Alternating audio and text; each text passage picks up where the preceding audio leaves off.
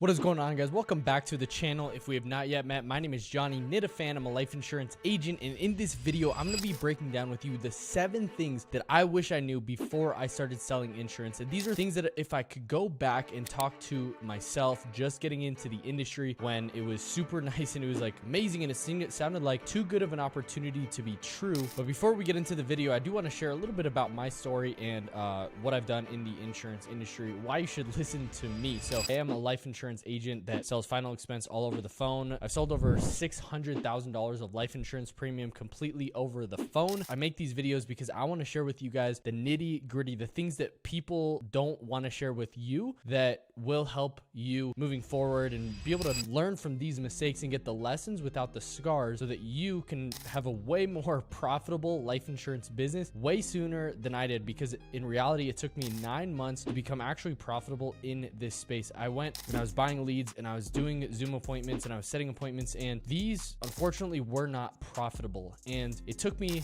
9 months to really find out how to actually become profitable in this business. And that was when I started one call closing, cutting out the appointment setting process, and generating my own leads through Facebook ads. And it completely transformed my business to where I went from $15,000 in credit card debt, where I was barely scraping by, where my wife literally came to me and said, "Hey, I think that you should get another job," because at the time I was full-time doing this, but we're barely scraping by. And it was really tough when she did say that. And a lot of you guys may know that story already, but if you haven't, it's like, as a man, like, that's challenging to hear. Like, as a provider and somebody that, like, I feel like God has put me in this position and like called me to lead and provide and be able to like support my family. But when she said this, like, it wasn't out of like that she didn't believe in me, because she's my #1 supporter, but it was like my stomach dropped, because hearing that is just devastating and it's embarrassing. And it's just like, I'm not showing up, I'm not doing what I'm actually called to do, and I'm working like to 70 hours a week every single day, grinding to try to make this happen, and I'm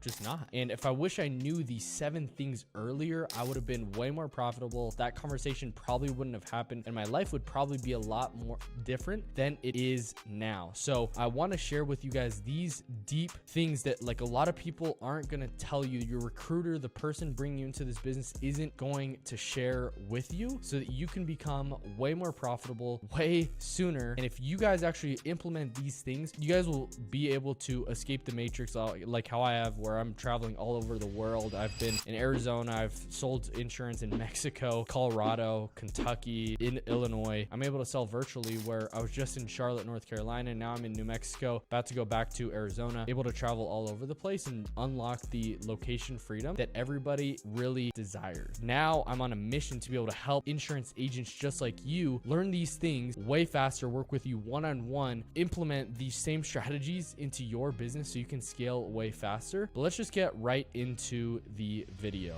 The first thing I wish I knew before I started selling insurance is that people are going to preach high comp, but let's just actually dive deep into comp and what that looks like, because a lot of people are going to frame this very differently. And comp literally means like, what's your compensation? How are you going to get paid? How are the insurance companies going to pay you? And it's going to be all based on the IMO and what they dictate and say. And there's going to be tons of different people having a ton of different philosophies on this, ranging anywhere from 25% to 125 to 140%. It's going to be a super wide range, but the question you need to ask is, what is my starting commission level going to be? And based on the products that I'm selling, because term has a different commission level, final expense has a different one, annuities, IULs, like all these different product lines are going to have different commission levels. So you want to be able to ask your mentor, upline, or the person recruiting you into this business, like, what are my commission levels? Can I see a commission grid? And can I see the exact products that I'm going to be selling on a consistent basis? And what are those commission levels? Because if they're anything under 90, even 100%, you are literally leaving money on the table, and the person recruiting you, you're pretty much just giving them that money that you worked hard for. You're giving it to them. And I unfortunately was stuck into this place where I started at a 70% commission level when I could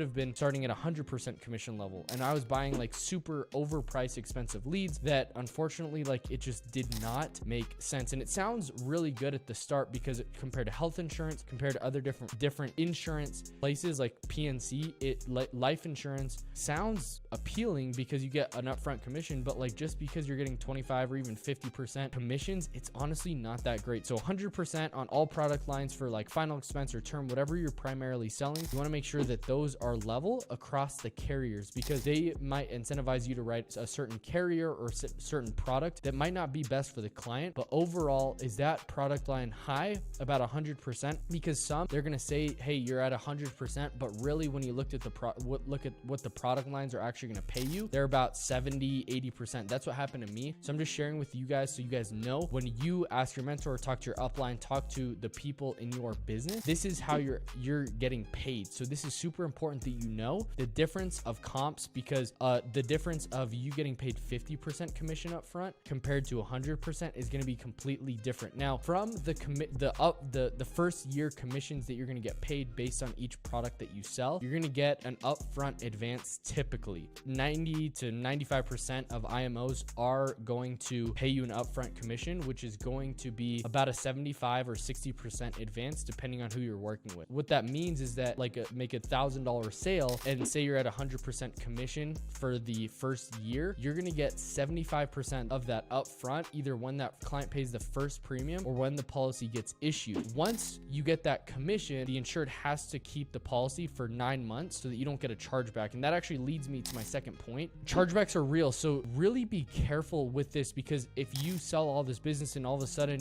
the clients cancel the policies, you're going to get a chargeback and you actually owe that money back. And not only did you lose money on paying to acquire that customer, whether it's buying leads or generating leads or however you did it, but you're not only paying for that, but you actually have to pay the insurance company back the money that they gave you, and sometimes with interest. So really be careful the way that you sell policies. Don't say, hey, let's just see if we could even get you qualified today. Like, take that out of your vocabulary and make sure that they know that they are buying the policy today. And it's not just to see if they can get approved, but it's, hey, like, is this solution and product really going to solve the problem that you are searching for? And is this going to give you the peace of mind, most importantly, knowing if God forbid something were to happen to you today or tomorrow, that your family's taken care of? This comes with getting A+ clients. Like, you want to get clients that are going to stay on the books for the lifetime of the policy so you don't get hit with chargebacks. And I wish somebody would have told me that, hey, when you come into this business, it is super important not only to sell lots of business and be able to sell really good quality business,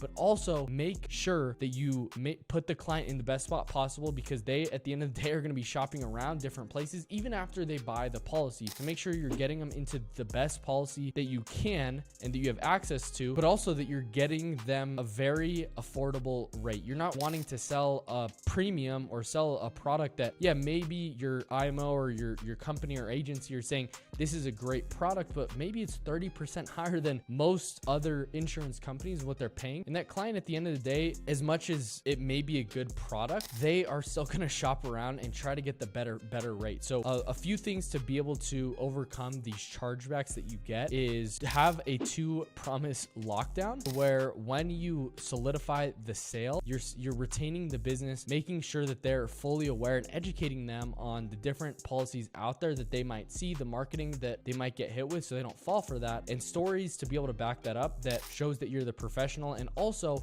that they understand that their policy is probably building cash value over time. And if they call in and cancel, all of a sudden that cash value is going to be gone. And so that's another way for them to call you as the client, like as the agent. Make sure that they understand that you're the authority, that you're going to be the best, and that you've really put them in the best position possible. And talk about other carriers that you could have looked at and compare those and say, hey, this is what other carriers are going to be looking at, as well as other products that people could talk to you about. But before you do anything, call me and I'll actually tell you if it's a better policy for you. So making sure to lock down that business, and then also sending out cards, making sure that you follow up with them when their first premium is going to draft, when their first 3 premiums are drafted, because an important thing to know is that if the client pays the first 3 premiums, 90% of the time they're going to stay on the books. Hitting them in the first 90 days when their policies are going to be paid are absolutely crucial. Make sure you follow up on these people consistently so they know that what you're selling is real. So another thing, right? This is number 3. People are going to act in their best interest. And yeah, they might have good intentions and bring you in the business and providing you an opportunity to be successful. But the reality is they're probably thinking with their own pockets, and they're thinking that, hey, if I get this person up and running, planning that I will be able to make passive income on this person for the rest of my life. And this incentivizes because there's so many people that are doing this. There's a lot of bad people in this industry that say that they're going to be there, that they're going to train you, that they're going to give you all the support, that they're going to give you the best leads. But the reality is they're probably not, because the more people that they actually have and the more people that they bring into the business, the more that they'll be able to make without doing much. Talk to so many agents that are trying to build their businesses and recruiting a ton of agents, but they've never, I ask them like, how much have you sold yourself? And they're like, hey, I've probably sold like $5,000 total. And I'm like, what are you doing selling? So if that's you, make sure that you dial in your skills first, and then you learn how to recruit after, because you want to get your systems absolutely dialed in, that when people come in, like, you're not making them fail because you don't know how to actually train them and how to do it yourself. Now, the fourth thing that I wish I knew before I started selling insurance, like, I wish somebody told me that it was going to take a little bit to actually be successful, because when somebody's talking to you when you first come in, they're like, dude, you could make $100,000 in the next 30 days, which could be true, but the reality is it's probably not, virtually none. Like, somebody coming in this business in the first 30 days of them getting their license, like, it could happen, but maybe like 0.01% actually do that. So just make sure that when somebody's recruiting you and bringing you into this business, that you understand and you have the expectations that you might not be good because you haven't sold before. The reality is you're probably watching this video, you probably haven't sold before. You might have sold a little bit or sold a different product. So it's going to be different for you learning how to sell life insurance specifically, but then also for you to really be successful in this business, it not only requires the skill of being a good salesman, but also requires for you to be a good marketer, for you to know how to generate your own leads, for you to be able to know and have the discipline to be able to stay focused in one opportunity and one opportunity vehicle, for you to be able to track data and track numbers and be able to analyze it so that you know when to scale and when not to, if your business is at max profits or if you're leaving money on the table some way, shape, or form. There's a lot of different skills that you have to learn, and I didn't know that. I just thought that if I learned how to sell, but the reality is that simply was not true. So when you're coming into this business, have a longer time horizon. Think on like a year, 5-year, 10-year time horizon, that if I do this business so consistently and I get better, 1% better every single day, and I think of it that there's not one silver bullet, there's not a magic product, there's not a magic agency, there's not a magic lead source that's going to help me be successful, that it's going to take a culmination of me just getting 1% better every single day, you will have success. When I came into this business, I knew that if I never quit, I could never fail. So having that mindset and thinking that we're going to make this work one way or another, that there's no way out, like I'm going to make this work, that there's no plan B, I'm burning the ships and I'm going all into this business, you will see success. You just have to find the way, and you have to find people that are going to be pouring into you and being in your corner day in and day out when it rains or shines. All right, so the fifth thing that I wish I knew before I started selling insurance, and this is a major regret because I lost about 6 figures making this mistake, and is learning how to generate my own leads. A lot of times I was buying $45, $50 leads that I later learned how to generate for like $2 to $3, and I instantly like 10x my profitability because I knew how to do this. So at first you want to learn how to sell and just cut your teeth, get as many reps in as humanly possible. But on the flip side, because you are a business owner, you can't be giving away all of your profit and all of your commissions to lead vendors. That's what led me down to $15,000 in credit card debt. I wasn't put in the best situation where I was buying a ton of leads. I thought I could maybe make 2 to 3 times, which I wasn't. I was going broke, and I was told to buy $45, $55 leads that I was like, why am I buying these leads when I could generate them for 2 to 3, like a tenth of the cost? What I wish I knew, and what I wish somebody told me at the beginning when I started selling insurance, is that you should start generating your own leads, having somebody else do it for you, or partner with a marketer that knows how to do it. And maybe you pay them a little bit, but they will teach you how to do everything, but also, or just do it for you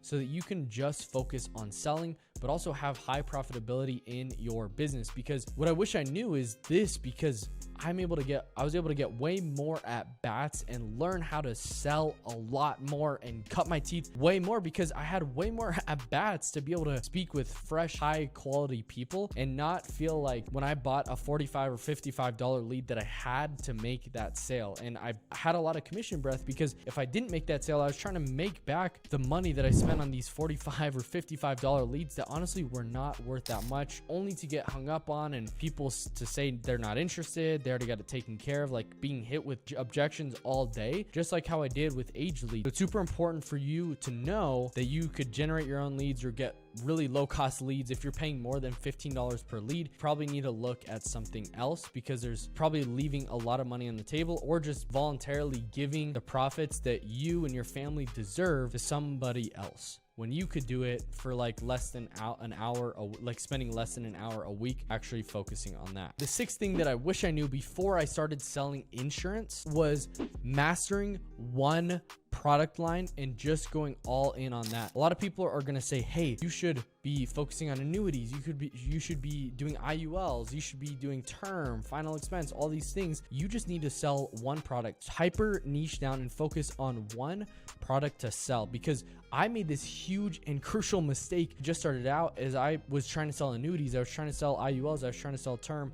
Like my uplines and the mentors in my business were like telling me to sell like simplified issue, term, and whole life. They were selling IULs and annuities. And I was like, okay, I should do that. And I ended up spending a bunch of money on annuity and retirement leads that cut my cash flow like crazy. So find a product that will give you good cash flow consistently. And what I mean by this is a term or final expense product that you can rinse and repeat and get leads at for a very low cost, and that are rinse and repeat day in and day out, that it's the same sales process every single day, and that you can make 1 to 3 sales per day so that you have really healthy cash flow to be able to invest more into your business, be able to make more money, and learning how to sell. Because the only way that you will get good at this business is learning how to sell and thinking on a long enough time horizon that you're willing to go through the suck, that you're willing to go through the hard and challenging situations, that maybe you don't make sales, but you're consistently sharpening the axe day in and day out and taking 4,000, 5,000 sales calls so that you get undeniably good. You know every single objection that's going to be on the front end, that's going to be on the back end, that you're going to get while you're in the application with the client. So I wish somebody would have told me to master one product, focus on one thing, no matter what anybody else says. Focus on one thing, get really good at that, master that, and then you can start thinking about other things. But until you're making 20 to 30,000 a month, you just need to be focusing on one thing and mastering that. And that leads me to my 7th point. The things that I wish somebody told me before I started selling insurance. My 7 regrets when I first started selling insurance is being able to sell over the phone rather than Zoom or even in person. Okay, so you might be right now being told to go out and sell in the field, or go door knock, or go drive 2 to 3 hours away, or even like set appointments on Zoom. And this is super inefficient. You want to work smarter, not harder. Yeah, you want to work hard, but that all successful and making a ton of money are people who are having high leverage skills. And what that looks like for you is doing revenue generating activities. So the best thing for you to be doing 80 to 90% of your day is just closing and focusing on you being able to close deals, 1 to 3 sales. If I could have just spent all my day when I called a client, not setting appointments, but just calling to close, I would have been able to be way more profitable way sooner. So have a question-based framework. Don't be asking about the weather. Don't be asking these random questions. Don't ask, how are you doing? Especially when you're just starting out on the sales call. Like, you want to be able to just provide value right away, because you have to be able to cut through the noise. So master the art of sales, master telesales, learn how to sell over the phone so you can escape the matrix, work virtually, and have the freedom that you actually got into this business for. These are the 7 things that I wish I knew before I started selling insurance. Let me know what you guys think down below, whether you guys love it, hate it, if you guys think this was helpful for you. I make this video because I wish somebody would have told me these things. If you're just starting out, or if you've been in the industry for a little bit and people haven't shared this with you, this is the real, honest, transparent truth. This is the truth, and I wish somebody would have made a video like this, that they wish they would have known these things, because there's a lot of people that are deceptive, that are not working in your best interest. And transparently, I just want to help you guys so you are able to make a ton of money. Some of you guys invest into me and be able to work with me, and so I can help you one-on-one personally scale you up past $20,000 to $30,000 per month. Because a game changer that I had in my life is being able to generate my own leads and having a mentor that actually knew how to do it. Because I firmly believe that the best investment that you can make is in yourself, and I had to make that hard investments in myself too, that some paid off, some didn't, but I wouldn't have been here if I didn't spend $20,000 to $30,000 on coaches and mentors and people helping me level up in my business. So that's a bonus for you that I wish somebody would have told me to invest in myself. I wish somebody would have told me to bet on myself, to go all in, to burn the ships, to have no plan B, and come into this business, bet on yourself, and you will be able to live the life you truly want. I love you guys. I can't wait to see you guys in the next video. I want to see you guys absolutely crush it. Don't forget to like, subscribe, comment, share this with a friend if you found it valuable, so that they are not caught up in the traps and the things of and the deception of this industry, and they can be profitable as well. I love you guys. Can't wait to see you guys in the next video.